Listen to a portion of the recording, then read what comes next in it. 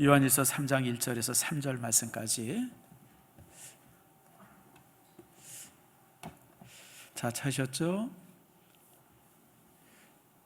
자, 우리 한 목소리로 우리 1절에서 3절을 같이 읽겠습니다. 보라, 아버지께서 어떤 사랑을 우리에게 베푸사 하나님의 자녀라 일컬음을 받게 하셨는가? 우리가 그러하도다. 그러므로 세상이 우리를 알지 못함은 그를 알지 못함이라. 사랑하는 자들아, 우리가 지금은 하나님의 자녀라. 장래에 어떻게 될지는 아직 나타나지 아니하였으나 그가 나타나시면 우리가 그와 같은 줄을 아는 것은 그의 참모습 그대로 볼 것이기 때문이니 주를 향하여 이 소망을 가진 자마다 그의 깨끗하심과 같이 자기를 깨끗하게 하느니라. 기도합니다. 하나님, 이 시간 말씀을 함께 나눕니다. 말씀이 우리에게 은혜가 되게 하시고 그 말씀 속에서 우리의 인생이 또 아름답게 만들어져 갈 수 있도록 복을 내리워 주시옵소서. 특별히 아버지 하나님, 많은 성도들이 이제 가정에서 영상으로 예배합니다.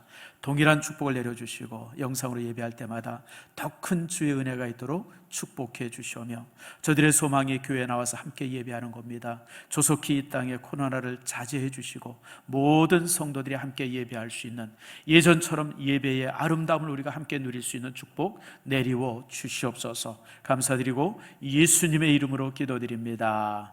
아멘. 우리가 지금까지 선교 그러면 항상 나갔잖아요. 캄보디아 가고 태국에 가고. 그런데 요즘에는 또 하나의 선교지가 있습니다. 그것이 어디냐면 한국입니다. 왜냐하면 지금 한국에 외국인 근로자가 얼마 들어왔냐면 300만이 들어와 있습니다. 여러분 상상이 안 가죠? 300만이면 몇 프로입니까? 6%입니다. 6%. 다시 말하면 100명이 모였으면 그 중에 6명이 외국인들이에요. 그것도 이제 일하기 위해서 온 사람이 그렇게 많습니다. 우리나라가 5천만 인구인데 앞으로 한 5년, 10년 후에는 요 300만이 한 500만 정도 되어질 거라 그래요. 그러니까 전 국민의 10%가 앞으로 이제 외국인으로 채워질 거예요. 그러니까 막 일하는 거 있지 않습니까? 그 뭐 이제 밭에서 하는 일들, 그 다음에 이제 여러분 배는 제가 이제 가서 보니까 이 배에 그 이제 기관장 무슨 뭐 이렇게 선장 이런 사람은 한국 사람이죠. 일하는 사람들은 요즘에 다 외국인들이에요. 그리고 이 공장들 우리 많은데 그 공장에서 그냥 막 일하는 사람들은 다 외국인입니다. 이렇게 외국인들이 많아요. 제가 이제 장항동에 살기 때문에 더더욱 느끼는데, 장항동은요 토요일쯤 되어지면 태국 사람들, 월남 사람, 베트남 사람들, 또 이제 무슨 뭐 이런 사람들이 아무튼 천재, 자전거 타고 그냥 얼마나 싱싱거리고 다니는지, 이게 대한민국인가, 이게 베트남인가, 뭐 네팔인가, 이게 구분이 잘 안 갈 정도로 이제 많습니다. 어쨌든 이제 우리나라가 이렇게 외국인들이 많아요. 왜냐하면 우리나라에 와서 한 20년 일하면요 아주 풍성하게 잘 먹고 잘 산답니다. 우리나라 근로자로 와가지고 5년 정도 일하면 이제 집을 하나 사고요, 본국에. 그리고 그 다음부터 일하는 곳을 차곡차곡 와서 땅 사고 뭐 하고 그래가지고 아주 그 이제 한 15년, 20년 일하고 딱 본국에 들어가면 아주 그 마을의 최고 유지가 되어진다고 합니다. 왜냐하면 우리나라가 그 나라보다 월급이 한 10배 정도 많기 때문에 그래요. 일본도 이제 비슷한 것 같은데 일본은 많이 안 가려고 그런다 그래요. 일본을 많이 안 가는 이유는 뭐냐면 일본은 생활비가 비싸답니다. 그리고 일본 사람들이 특징이 좀 이렇게 사람이 그 뭐라 그래야 되나 좀 차잖아요. 근데 한국 사람들은 어때요? 그 일하러 오게 되면 숙식은 무조건 제공하잖아요. 그래서 먹고 자고 이런 것도 다 함께 제공하니까 뭐 숙식비 안 들고 월급 받으면 차곡차곡 모아서 본국에 보내는데 일본은 그런 게 안 된대요. 그러니까 조금 월급은 많은 것 같은데 그래서 실질적으로는 이제 수입은 즉 많지 않고, 그 다음에 또 일본 사회라는 데가 조금 차니까 이 한국을 좀 많이 이제 선호한다고 그러죠. 그래서 여러분 우리 가끔 젊은이들이 한국에 참 살기 어렵다 힘들다 막 그러지만요, 실제 동남아라든지 중앙아시아 사람들에게 있어서 대한민국은 로또의 나라입니다. 대한민국만 오면 아무튼 떼부자 되는 줄 압니다. 그러니까 사람들이 한국에 오려고 그냥 얼마나 애를 쓰는지 몰라요. 근데 여러분 다 하고 하면, 여러분 우리나라 만약에 다 와서 일해라고 그러면 우리나라 한 외국인들 한 뭐 1,000만이 뭡니까? 한 1억도 올 것 같아요. 뭐 그래서 이제 그렇게 안 해서, 그래서 이제 정부에서는 나라마다 쿼터제를 줍니다. 만약에 이제 베트남 같으면 베트남에서는 올해 이게 취업할 수 있는 사람들 뭐 10,000명만 보내세요. 무슨 뭐 20,000명 보내세요. 아니면 10만 명 보내세요. 이런 식으로 이제 각 나라마다 이제 오겠다고 하는 나라들을 쿼터를 주면 그 나라는 이제 그 사람들을 이제 해가지고 비자를 내줘서 취업 비자를 내줘서 이제 우리나라에 오게 되어지죠. 근데 이제 그 나라도 이제 사실 한국에 오게 하려면 뭔가 좀 이렇게 심사를 해야 되잖아요. 그 심사가 뭐냐면 한국어 구사할 수 있는 능력이에요. 그래서 한국어를 가리킵니다. 그래서 한국어가 1단계부터 6단계까지 있는데 5단계, 6단계 돼야 이제 한국에 취업할 수 있는 이 비자를 내줄 수 있는 그런 어떤 이제 조건이 되어져요. 그럼 이제 그 한국어 실력 보고 그리고 이제 다른 거 자격 몇 가지 해서 그리고 이제 한국에 이제 이렇게 근로자로 보냅니다. 제가 4년 전에 네팔에 이제 우리 선교 훈련생들을 데리고 이제 갔었어요. 가서 이제 훈련생들을 데리고 이제 이제 강의도 하고 또 이제 노방전도도 이제 나가서 노방전도하게 하고 그리고 또 이제 이 선교사들이 사역하는 사역지들을 방문하고 이제 이런 걸 이제 일주일간 했는데, 근데 재미난 게 이제 선교사들이 저보고 그러더라고요. 목사님, 여기 네팔에서 조심해야 될 게 있어요. 그래서 뭔데? 그랬더니 네팔에서 욕하면 안 돼요. 뭔 소리야? 그랬더니 내가 뭐 욕할 일이 뭐가 있어? 그랬더니 네팔 사람들 중에 한국에 와서 일하고 간 사람들이 많아가지고 한국의 욕을 대부분 알아듣는데요. 딴 건 못 알아들어도. 그래가지고 욕하면 못 알아듣겠지 그러고 뭐 이놈저놈 욕하면요 바로 알아들어서 봉변당할 수 있으니까 목사님 절대 욕하면 안 돼요. 그래서 이 사람아 내가 무슨 욕을 하나 여기서 이제 그러고 웃은 적이 있어요. 또 하나 또 재미난 얘기를 하더라고요. 목사님 여기에 1년에 한 서너 번 한국어 자격시험을 봅니다. 근데 그 자격시험을 볼 때는 카투만두 전 시내가 올스톱이 됩니다 그러더라고요. 그 뭐야 그랬더니 이제 한국어 시험 중에 히어링 시험이 있어요. 듣는 시험. 그러니까 그 듣는 시험 때문에 차들이 다 서버린대요. 그래가지고 한국어 시험 볼 때 되면 카트만두 전체가 그냥 쨍해진답니다. 그러니까 이 사람들이 그냥 목숨 걸고 보는 거예요. 목숨 걸고. 그렇게 많은 사람들이 보고 수십만 명이 보고. 왜냐하면 그렇게 한국에 이제 들어올 수 있으니까. 그러니까 이 사람들이 한국에 들어오기를 위해서 아무튼 백방으로 그렇게 이제 애쓴다고 그래요. 그래서 참 대한민국 이런 나라가 참 그런 나라구나. 다시 한번 생각해 봤어요. 여러분, 과거에 우리나라 사람들이 미국에 나가서 얼마나 돈 벌었습니까? 사우디에 갔죠. 이란에 갔죠. 이라크에도 갔죠. 아무튼 저기 또 어디입니까? 바레인에도 가 있고 또 카타르에도 가 있고 정말 그때 돈 벌겠다고 얼마나 많이 나갔는지 몰라요. 저 어렸을 때 우리 아버님도 일본에 가서 몇 년씩 계셨었어요. 일본에 이제 큰아버지가 계셨거든요. 그래서 큰아버지 있는 데 가서 일한다고 그래서 이제 가셨는데 가시면 올 때만 되면 기대가 되게 돼요. 뭐 사가지고 올까? 왜냐면 일제 사가지고 오잖아요. 일제. 그때만 해도 여러분 50년 전에 일제가 얼마나 대단했습니까?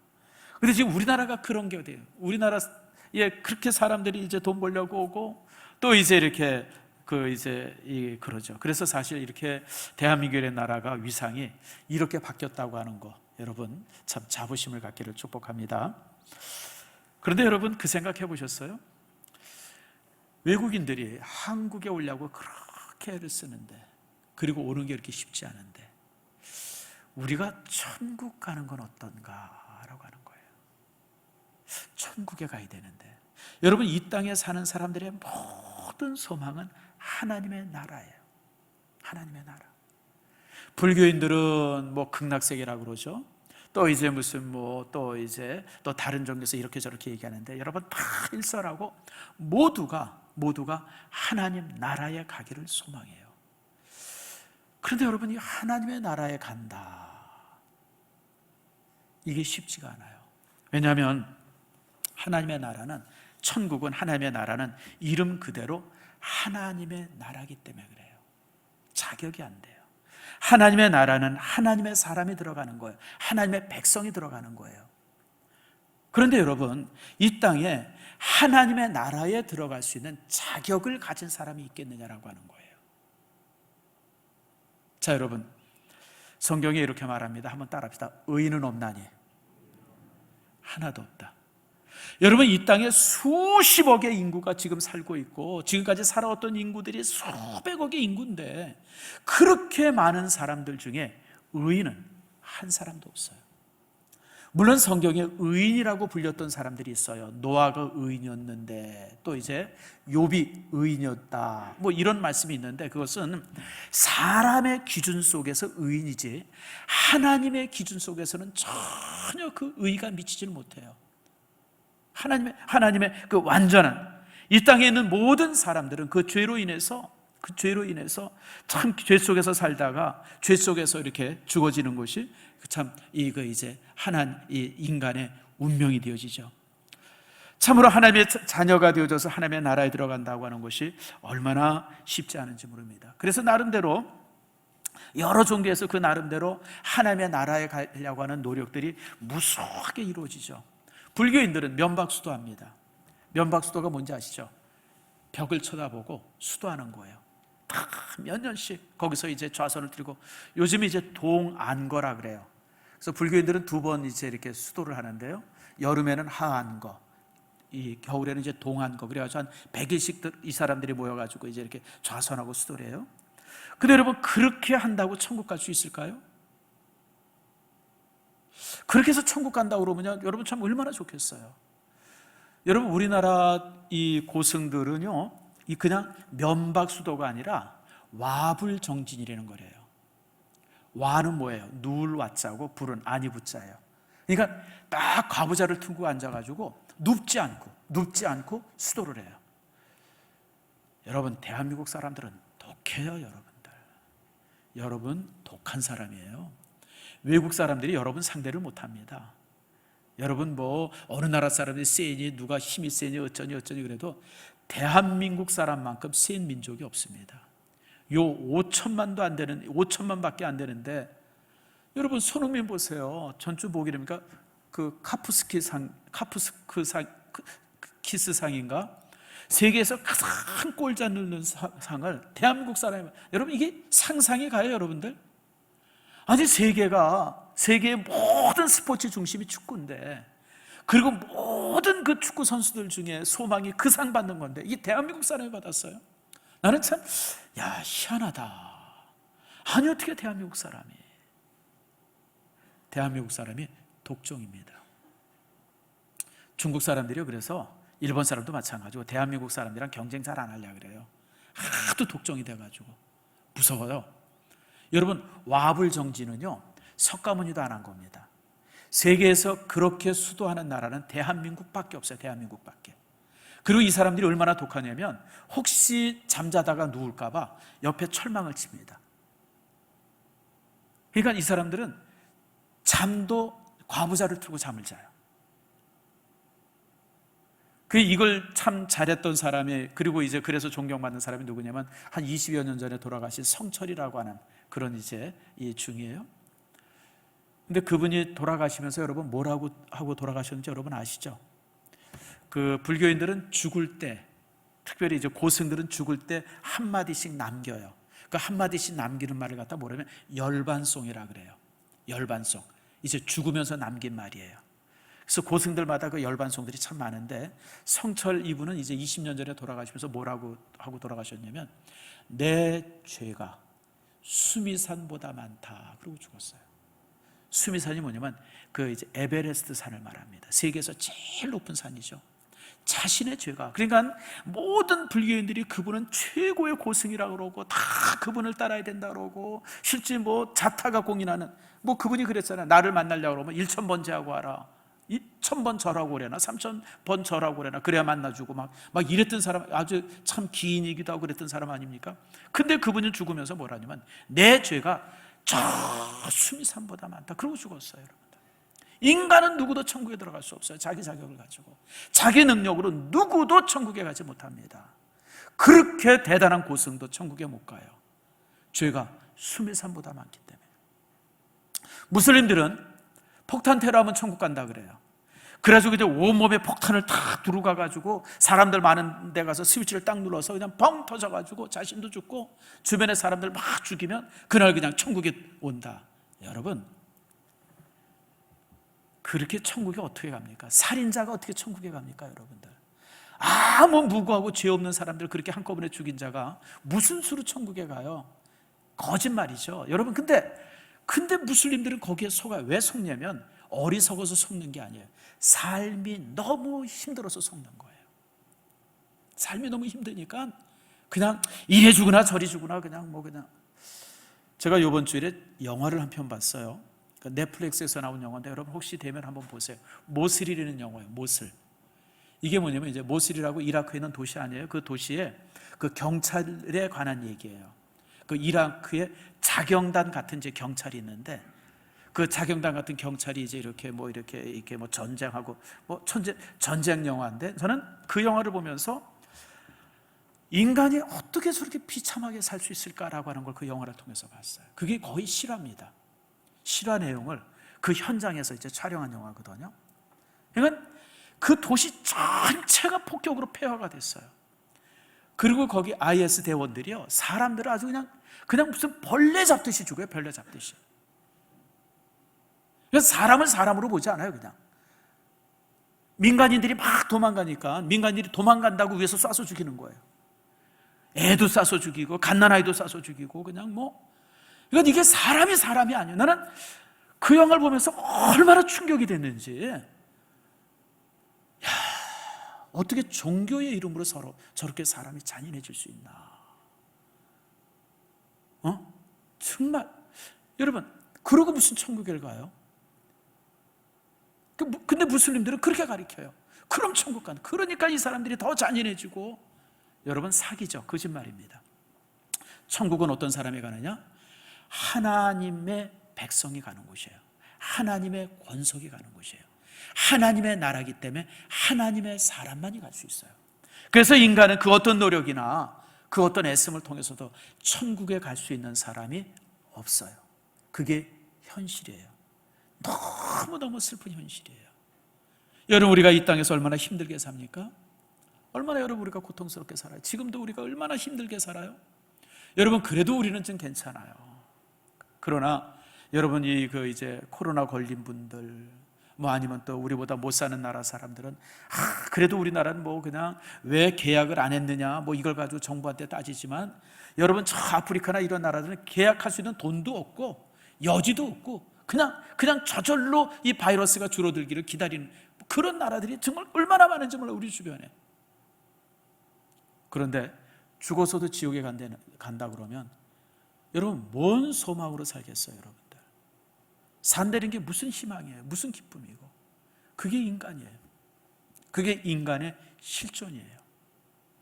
그런데 오늘 본문은 우리에게 이렇게 말합니다. 자, 2절 말씀 한번 봅시다. 자, 요한일서 3장 2절 한번 따라합시다. 사랑하는 자들아, 따라하세요. 사랑하는 자들아, 우리가 지금은 하나님의 자녀라. 이게 얼마나 놀라운 선언이에요. 우리가 저주받은 인생인데, 죄로 인해서 죄 속에서 우리가 다 죽어질 수밖에 없는 그런 인생이 우리들인데, 오늘 본문은 뭐래? 사랑하는 자들아, 지금 우리는 하나님의 자녀니라. 여러분, 지금 우리를 향해서 하나님의 자녀라고 선언하고 있어요. 과거에는 우리가 하나님의 자녀가 아니었었어요. 과거에 우리는 죄의 자녀였었고 심판의 자녀였었고 마귀의 자녀였었는데, 지금은 우리가 하나님의 자녀다. 지금은. 이 얼마나 놀라운 선언입니까? 여러분, 우리가 어떻게 하나님의 자녀가 될 수 있어요? 뭔 소리야? 우리가 어떻게 하나님의 자녀가 되나? 이게 요한복음 1장 12절에 있어요. 112 간접 신고하는 거죠. 요한복음 1장 12절에 뭐라고 되어 있냐면, 영접하는 자, 그 이름을 믿는 자들에게는 하나님의 자녀가 되는 권세를 주셨다라고 말해요. 영접하는 자, 예수님을 영접하고 예수님의 이름을 믿는 자들에게는 하나님의 자녀가 되는 권세를 주셨다. 또 이건 또 뭔 소리예요? 아니, 어떻게 예수를 믿는다고 2000년 전에 저 팔레스타인에서 죽음을 당한 예수를 믿는다고 어떻게 우리가 하나님의 자녀가 되나? 여러분, 어떻게 생각하면 하나님의 이것만 가지고 하나님의 자녀가 된다 그러면 사실 공짜죠. 공짜로 천국 가는 거예요. 그거 누가 못 믿어요? 내가 믿어요. 얼마든지 그럴 수 있잖아요, 여러분들. 믿으면 천국 간다는데 그 가지고 뭘 못해요? 우리가 그럴 수 있잖아요. 근데 여기에는 비밀이 있어요. 여러분, 이 영접한다라고 하는 것은 여러분 놀라운 비밀이 있습니다. 그러려면 우리가 에베소서를 우리가 좀 자세히 봐야 돼요. 자, 우리 에베소서 1장을 다 펴봅시다. 다 에베소서 1장을 피시고요. 혹시 볼펜이 있는 분들은, 펜이 있는 분들은 펜을 들어가지고 이제 이렇게 한 절 한 절을 제가 읽을 때 이렇게 밑줄을 언더라인을 하세요. 자, 에베소서 1장 4절입니다. 자, 피셨죠? 1장 4절이 이렇게 말합니다. 곧 창세전에, 창세전. 창세전이니까 얼마쯤일까요? 천체 물리학자들은 이 온 우주의 나이가 126년이라고 그래요. 126억 년 전. 126억 년 전에 이제 창세기가 시작이 되었다, 그렇게 말해요. 그렇다고 그러는데 사실인지 아닌지 어떻게 알겠어요? 증명할 방법이 없죠. 근데 아무튼 나름대로 이제 계산해가지고 126년 전이 창세전이다. 근데 이제 그런 질문을 해요. 창세전에는 어땠을까? 다시 말하면 이 천체 물리학자들이 얘기하는 게 뭐냐면 빅뱅 이론이잖아요. 126억 년 전에 무슨 일이 있었냐면 조그만 콩알만한 점이 하나 있었는데 그 콩알만한 점에서 그냥 폭발이 펑 하고 일어나가지고 온 우주가 만들어졌다는 거예요. 이게 빅뱅 이론이에요.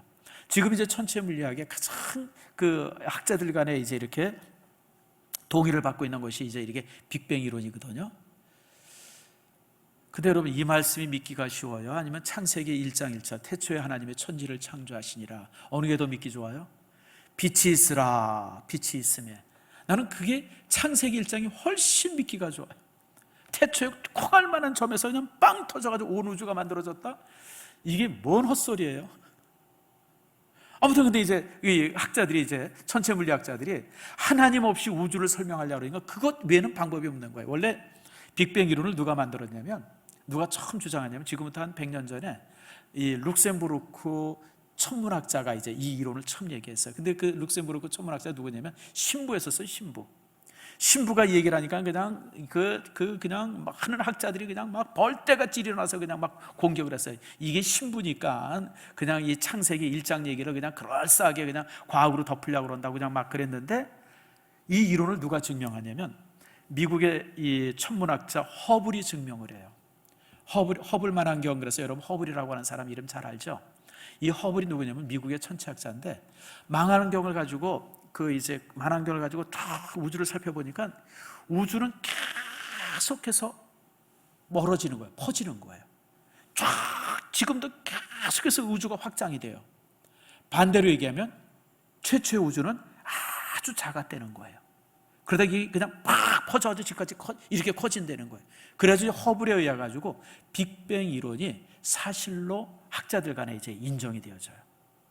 그래서 이제 빅뱅 이론을 이제 요즘 얘기하는데, 근데 재미난 게 또 요즘에 그런 얘기를 해요. 그러면 빅뱅 이전은 어떻게 되었을까? 이게 또 궁금하잖아요, 여러분들. 사람들마다 이런 궁금증을 다 가져요.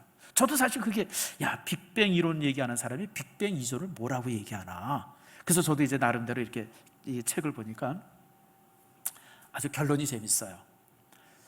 창조 때, 창조는요, 온 우주가 시작이 되는 그 창조의 시점에는 두 가지가 만들어져요. 시간과 물질이에요. 여러분, 물질만 만들어지는 게 시간도 함께 만들어져요. 그래서 시공간이라고 그러잖아요. 우리가 세상을 얘기할 때 공간이라고 그러지 않고 시공간이라고 얘기하는 게 뭐냐면, 우리가 가지고 있는 이 물질의 세계는 시간과 공간이 함께 만들어지는 거예요. 그런데 여러분, 창조 시점에 시간과 공간이 만들어졌기 때문에 창조 이전이라고 하는 것은 개념적으로 존재하지가 않아요. 시간은 언제부터 됐다고요? 창세 때부터 시간이 되니까 그 이전에는 시간이 없는 거예요. 그렇죠. 그래서 저도 이제 궁금해가지고 그 책을 재밌게 이제 이리저리 자료를 찾아봤는데, 창세기 이전, 그러니까 태초, 빅뱅 이전에는 시간이 없었다. 그 이전이라고 하는 개념이 없다는 거예요. 그래서 뭐 알듯 말듯하고 이게 도대체 뭔 소린가 싶은데 또 맞는 것도 같고 그래요. 근데 여러분 오늘 성경은 창세 전에 있었던 일을 얘기해요. 창세 전에. 지금 학자들은 빅뱅 이전에는 시간도 없었고 공간도 없었고 그 이전에는 뭐 이렇게 그렇다고 그러는데 오늘 성경은 뭐라냐면 곧 창세 전에, 온 우주가 창조되기 전에, 과학자들은 그 빅뱅 이전에 무엇이 있었는지 전혀 알 수가 없지만 오늘 성경은 뭐라면 그 창세 전에 그리스도 안에서 우리를 택하사 우리로 사랑 안에서 그 앞에 거룩하고 흠없게 하시려고. 무슨 얘기냐면요, 창세 전에 세 분 하나님이 앉으셨어요. 아버지 하나님과 아들 예수님과 성령님 세 분이서 함께 의논을 했어요. 뭘 의논했냐면 우리가 누구를 아들로 삼을 것인가. 거기서 의논해서 우리 여러분 그리고 나를 비롯해서 모든 사람 한 사람을 다 예정하고 지명하셨다는 거예요. 이걸 갖다 하나님의 경륜이라고 말해요. 여러분, 도대체 이게 뭔 소린가? 우리는 알 수가 없죠. 여러분, 하나님의 지혜를 우리가 무슨 수로 알겠어요? 그런데 하나님께서는요, 이미 창세 전에 내가 정병관 목사를 택해야 되겠다, 내가 누구를 택해야 되겠다, 누구를 내 자녀 만들겠다, 이미 창세 전에 다 예정하셨다는 거예요. 여러분, 이거는 우리가 그냥 아멘으로 받을 수 있는 것이지 우리가 이해할 수 있는 게 아니에요. 왜냐하면 성경이 그렇게 말씀하셨기 때문에, 하나님 말씀하셨기 때문에 우리가 받아들이고 믿는 것이지 이걸 무슨 수로 이해하겠어요? 자, 이게 왜 가능하냐면 여러분, 하나님께서는요, 우리는 지금 현재밖에 몰라요. 현재밖에 몰라요. 그렇죠? 과거도 지나간 세월이기 때문에 제대로 몰라요. 여러분들, 현재도 우리가 내가 보고 듣고 한 요거밖에 몰라요. 미래는 더더욱 모르죠. 미래를 무슨 수로 알겠어요? 코로나 바이러스가 언제 사라질지 어떻게 알겠어요? 여러분, 미래를 알았으면 정부가 이렇게 이제 백신도 이렇게 예약 못하고 이렇게 우왕좌왕하고 이 난리를 치겠어요? 여러분들, 미래를 모르는 거예요. 미래를. 근데 여러분, 하나님은 과거와 현재와 미래를 한눈에 보고 계세요. 우리는 미래가 다음의 일이라고 생각하는데, 아직 오지 않은 일이라고 생각하는데, 하나님께서는 그 미래조차도 다 알고 계세요. 그분이 작정하셔서 그분이 알고 계세요. 이게 하나님의 경륜이에요. 하나님의 지혜입니다. 그래서 여러분, 이 사실을 알면요, 우리가 이 땅에 살면서 그렇게 그냥 뭐 아둥바둥하고 살지 않아요. 여러분, 우리가 살면서 그냥 막 아둥바둥하고 살지 않아요. 여러분, 그렇게 살지 마세요. 여러분들, 왜냐하면 이미 우리의 삶이라고 하는 것이 이미 과거와 현재 미래가 모든 것이 하나님의 계획 속에 있는데, 우리가 그 계획 안에서 하나님의 작정하심 속에서 살아가고 있는데 뭐 그렇게 죽기 살기로 그냥 아둥바둥하면서 살아요? 제가 나이가 드니까 점점 이 사실이 현실로 이렇게 느껴져요. 내가 옛날에 왜 그러고 살았나, 내가 왜 그렇게 아둥바둥하고 살았나. 산다고 하는 게 그런 게 아닌데. 그래서 여러분, 오늘 이제 분명한 사실은 창세전에 세 분 하나님께서 그리스도 안에서 누구를 구원할 것인가를 이미 작정하신 거예요. 이걸 갖다가 예정론이라 그래요. 우리 장로교의 가장 큰 특징이 예정론이잖아요. 근데 여러분, 이 예정론은 설명할 수 있는 방법이 없어요. 우리가 믿는 것, 우리 성경이 그렇게 말씀하시니까 믿는 것뿐이에요. 자, 그런데 우리를 어떻게 예정하셨냐면 7절에 그 예정의 내용이 나옵니다. 자, 7절 말씀 봅시다. 우리는 그리스도 안에서 그의 은혜의 풍성함을 따라 그의 피로 말미암아 속량 곧 죄사함을 받았느니라. 이미 창세전에 우리가 예수님의 그 보혈의 피로 속량, 우리의 모든 죄가 용서받을 것을 이미 예언되어진 거예요. 이미 예정된 거예요. 예정됐어요. 예수 그리스도의 피로, 주님께서 우리를 대신해서 죽어주심으로 인해서, 그 피로 인해서 우리가 이렇게 구원받았다라고 하는 겁니다. 자, 그러면서 여러분 좀 더 자세히 알려면 2장 말씀을 봐야 돼요. 자, 성경을 한 장 넘겨서 에베소서 2장 말씀을 봅시다. 자, 2장 1절입니다. 우리 같이 한번 읽겠습니다. 시작. 그는 허물과 죄로 죽었던 너희를 살리셨도다. 예수님의 그 보혈의 피로 인해 가지고 허물과 죄로 죽었던 우리를 어떻게 했어요? 살렸어요. 우린 종종 기도할 때 저 죽어가는 영혼을 이렇게 기도하는데 그 맞기도 하지만 안 맞기도 해요. 죽어가는 게 아니라 어떻게 됐어요? 죽었어요. 여러분, 예수 안 믿는 사람은 이미 죽은 사람이에요. 산 사람이 아니라 죽어가는 사람이에요. 죽은 사람이에요. 그런데 우리는 그리스도 안에서 우리를 다시 살렸습니다. 그래서 8절에 이렇게 말합니다. 자, 뒤로 넘어가서 8절 말씀 2장 8절 봅시다.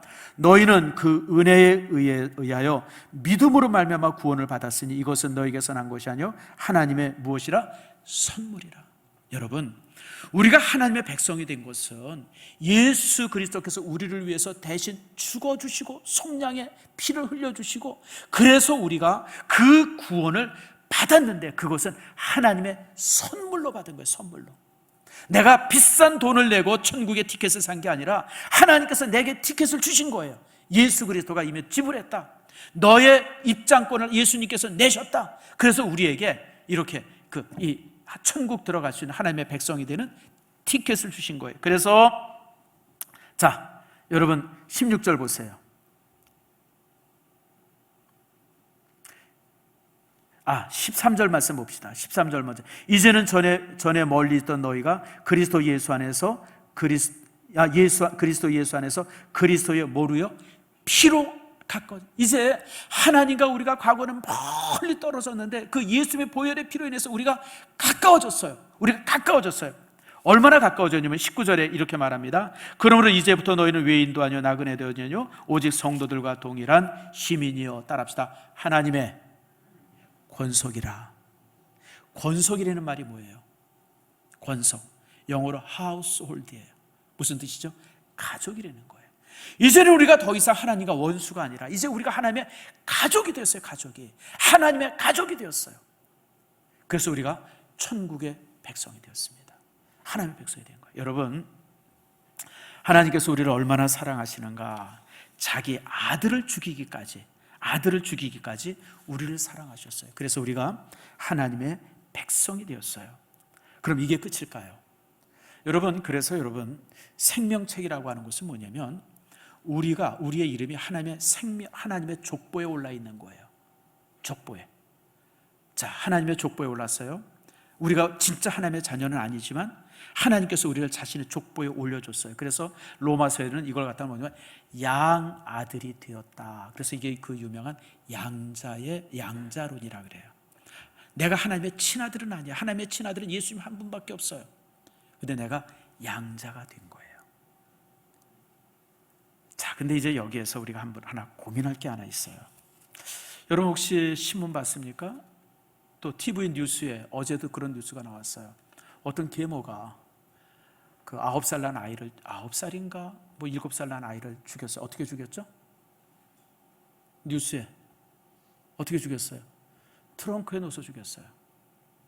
트렁크에다 애를 구겨 놓아가지고 그 트렁크 끌고 다니죠. 그러다가 애가 숨 쉬려고 막 이렇게 여니까 거기다 스카치 테이프를 붙여가지고 결국 질식해서 죽었어요.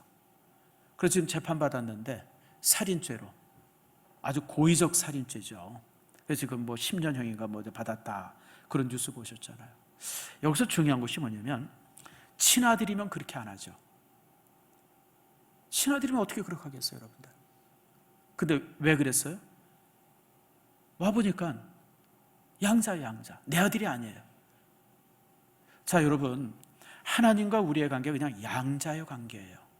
법적으로 내가 하나님의 아들이지만 내가 진짜 하나님의 자녀일까? 하나님께서도 나를 진짜 자신의 친자처럼 사랑하시나? 여러분 여기에 고민 안 해보셨어요? 여러분, 내가 법적으로 하나님의 족보에 올랐어요. 오늘 성경에 있는 말씀처럼 예수님의 그 피로 인해서 내가 하나님의 자녀가 됐어요. 하나님의 됐어요. 그럼 이게 끝이에요? 그게 하나님의 사랑의 온전한 사랑의 끝이에요? 오늘 성경은 그게 아니다라고 말해요. 자, 다시 한번 본문으로 갑니다. 요한 3서, 요한 1서 3장 2절 말씀으로 다시 넘어갑니다. 자, 여기에 중요한 말씀이 있어요.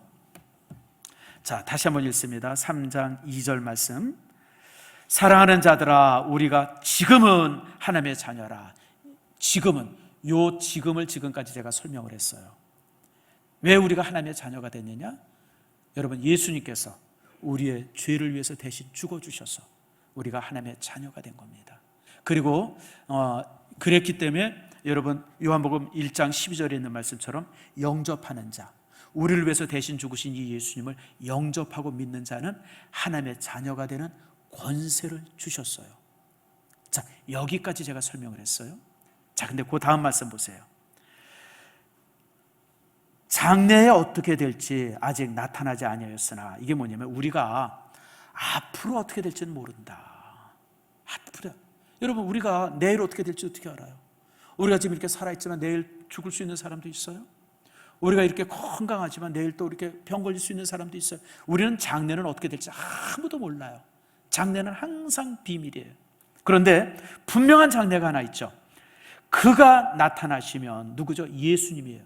예수님이 재림하시면, 예수님이 이 땅에 나타나시면 우리가 그와 같은 줄을 아는 것은 우리가 예수님과 같아질 것이다라는 거예요. 무슨 얘기냐면 하나님께서는 우리를 지극히 사랑하세요. 내 모습 그대로를 사랑하세요. 하나님께서 우리를 보고 아이고 못난 놈, 찌질한 놈, 그렇게 말씀하지 않으세요. 우리가 모자라면 모자른 대로 사랑하세요. 내가 병들거나 내가 부족하거나 돈이 없거나 연약하거나 다른 사람과 비교해서 질이 떨어지거나 그리고 살면서 하나님을 실망시키거나 그런 것과 전혀 상관없이 하나님께서 나를 사랑하세요. 자녀이기 때문에 나를 그렇게 사랑하세요. 하나님께서는 내가 부족한 걸 아세요.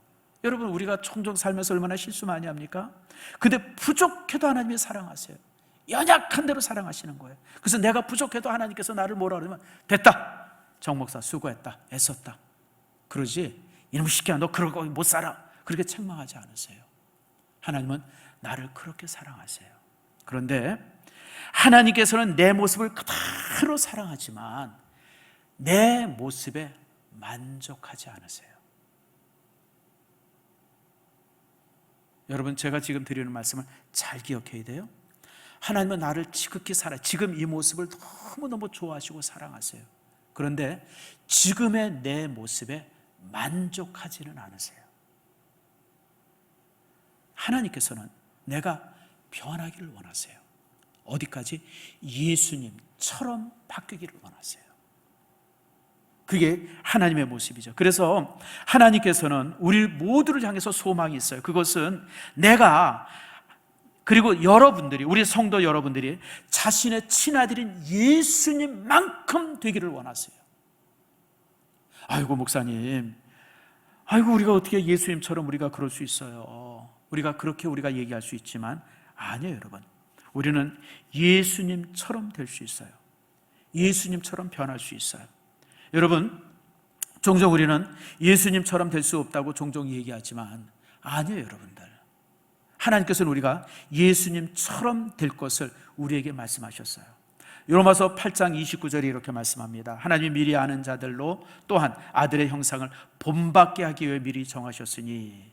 여러분, 예수님을 이 땅에 보내주신 이유 중에 하나가 우리가 아들의 모습을 본받게 하시려고 보냈다고 로마서에서 분명히 밝히고 있어요. 그래서 예수님을 본받아라고 하는 이 말씀은 그냥 허언이 아니라 하나님께서 정말 우리를 향해서 가지신 소망이에요. 우리가 정말 예수님을 닮기를 원하세요. 그래서 여러분들, 너무 놀라운 말씀 중에 하나가 고린도전서 11장 1절에 보면 사도 바울이 이렇게 말합니다. 뭐라고 말하냐면 내가 그리스도를 본받는 자 된 것처럼 너희도 나를 본받으라. 이 얘기는 바울을 본받으려는 게 아니에요. 내가 예수님을 본받으려고 막 애쓰면서 사는 것처럼 이 애쓰고 사는 이 모습을 본받으려는 거예요. 여러분, 우리는 예수님을 닮도록 창조되었습니다. 따라합시다. 우리는 예수님을 닮도록 창조되었다. 여러분, 우리는 그냥 막 창조된 존재가 아니라 예수님을 닮도록, 예수님을 닮을 수 있도록 창조된 존재예요. 그래서 우리는 매일매일의 삶에 주님을 쫓고 주님을 사랑하고 주님을 바라보면서 매일매일씩 조금씩 닮아가야 돼요. 그게 하나님께서 우리를 가지신 소망이에요. 여러분, 하나님께서 우리를 구원해 놓고선 그냥 내팽겨두지 않으세요. 우리를 그냥 그 정도로 사랑하시는 분이 아니에요. 하나님은 우리를 구원해 놓고선 자신의 친아들처럼 닮아가도록 우리를 뒤에서 격려하고 이끌어주고 밀어주고 여러분 막 용기를 돋아주시는 분, 그분이 하나님이세요. 내 맏아들처럼 변화되거라, 내 맏아들처럼 성장하라고 주님께서 우리에게 요구하시는 거예요. 그게 오늘 본문의 말씀입니다. 성탄절이 다가왔습니다. 여러분, 참 올해 성탄절은 코로나 바이러스로 인해서 설레임도 없고 기쁨도 없죠. 근데 사실은 여러분, 성탄절은 설레이는 날이 아니에요. 아마 2000년 전에 이랬던 것 같아요. 제가 직접 보진 않았겠지만 하나님께서 이제 예수님에게 이렇게 말씀하셨을 것 같아요. 아들 예수야, 예 아버님, 저 고통받는 인간들을 구원하기 위해서 내가 죽어줘야 되겠다. 내가 죽겠냐? 그랬더니 아들 예수님이 예 아버지, 내가 저들을 위해서 죽겠습니다. 그리고 내려오신 날이 성탄절이에요. 2000년 전 여러분, 예수님이 이 땅에서 태어나신 날이 바로 그 날이에요. 바로 주님께서는 이 땅에 우리 죄값을 위해서, 우리를 위해서 죽기 위해서 이 땅에 오신 날이에요. 그게 성탄절입니다. 그러므로 성탄절은요, 어떤 면에 있어서는 굉장히 경건한 날이고요, 그리고 진정으로 감사하는 날이에요. 그러면서 오늘 3절이 이렇게 말합니다. 자, 결론입니다. 3절 말씀 다 펴보세요. 3절이 이렇게 말합니다. 주를 향하여 이 소망을 가진 자마다, 이 소망이 뭐예요? 예수님이 이 땅에 오실 때 예수님이랑 똑같아지기를 소망하는 사람들, 그게 바로 이 소망이에요. 우리가 이 땅에서 갖는 소망이 있어요. 여러분들이 갖는 소망이 무슨 소망이에요? 많은 소망이 있죠. 자식 잘 되려는 소망, 그 다음에 무슨 사업 잘 되려는 소망, 또 무슨 코로나 바이러스 물러가려는 소망, 월급 올라가려는 소망, 무슨 계약한 거 계약권이 수없이 많은 소망인데, 이것은 잔챙이 소망이고, 우리의 진짜 소망은 뭐냐면, 주를 향해서 이 소망을 가진 것은 뭐냐면, 우리가 예수님과 같은 모습이 되는 거예요. 그것이 우리 이 땅에 있는 모든 성도들이 가져야 될 유일한 소망이고 가장 소중한 소망이에요. 이 소망을 가진 자마다 그의 깨끗하심과 같이 자기를 깨끗하게 하느니라. 다시 말하면 주님을 날마다 더욱 닮아간다고 하는 거예요. 성도 여러분, 이제 성탄절이 며칠 안 남았습니다. 이 성탄절을 여러분이 어떻게 맞이하는 것이 참 신앙적일까요? 그것은 주님이 깨끗하심처럼 우리도 더 깨끗해지고 주님을 더 닮아가는 모습으로 성탄을 맞이할 때, 그게 가장 거룩한 성탄이 될 수 있습니다. 말씀을 맺습니다. 오늘은 하나님께서 우리를 어디까지 사랑하시는가를 여러분과 보았습니다. 여러분, 우리는 종종 하나님은 우리를 구원하신 만큼만 사랑하는 것으로 알아요. 아니에요. 그것은 하나님의 사랑의 절반이에요. 하나님의 사랑은 우리가 예수님까지 도달하기를 원하세요. 그래서 우리를 이 땅에 남겨두시고 우리를 응원하시고 밀어주시고 끌어주시고 격려하시면서 우리가 날마다 성장해서 자신의 친아들만큼까지 되어지기를 소망하세요. 우리를 향해서 그만한 기대를 가지신다고 하는 거예요. 이게 하나님의 사랑이에요.